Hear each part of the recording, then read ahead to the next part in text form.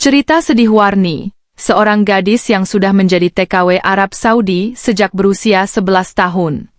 Di saat teman seusianya masih bermain dan mengenyam pendidikan di bangku sekolah, Warni Uwas Acing menjalani kisah hidup yang berbeda. Sejak dirinya masih berusia 11 tahun, Warni harus pergi ke Arab Saudi untuk menjadi pembantu rumah tangga di sana. Tak ada yang tahu siapa yang membuat gadis kecil ini dapat menjadi seorang TKW di usianya yang masih sangat belia. Yang jelas, data paspornya dipalsukan agar gadis malang ini dapat memenuhi persyaratan untuk menjadi tenaga kerja di negeri orang. Tidak hanya itu, hingga 12 tahun bekerja, Warni tidak menerima gaji yang sudah menjadi haknya. Simak kisah lengkapnya.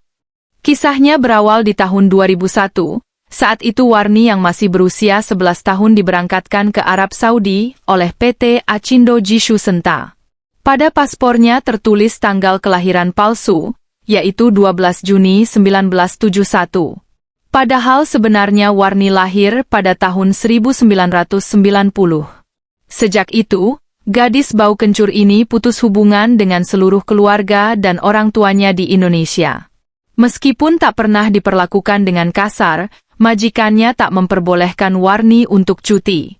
Bahkan gaji yang menjadi haknya tak pernah diberikan padanya. Pada awalnya Warni digaji 600 rial per bulan.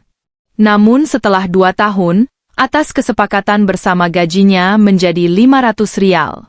Gaji tersebut tak pernah diterimanya.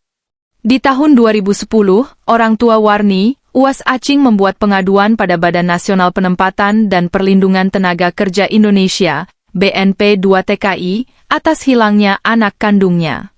Sejak itu, KBRI Riyadh melacak keberadaan Warni termasuk melalui Kementerian Luar Negeri Arab Saudi, namun tidak membuahkan hasil.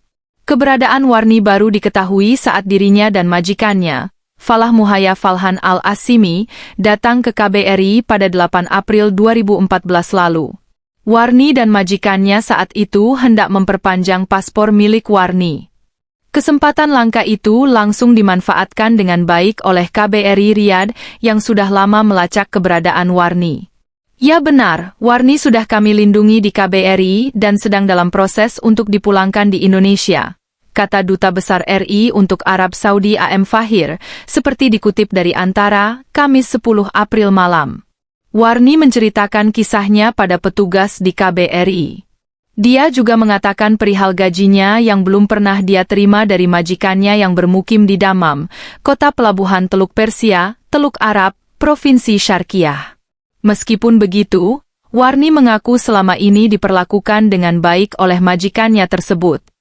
Beruntung sang majikan, Falah Muhaya kooperatif saat dimintai keterangan oleh petugas KBRI. Falah bersedia membayar lunas semua gaji Warni selama 13 tahun bekerja padanya. Pada tanggal 9 April kemarin, Warni mendapatkan gaji yang sudah menjadi haknya bak durian runtuh.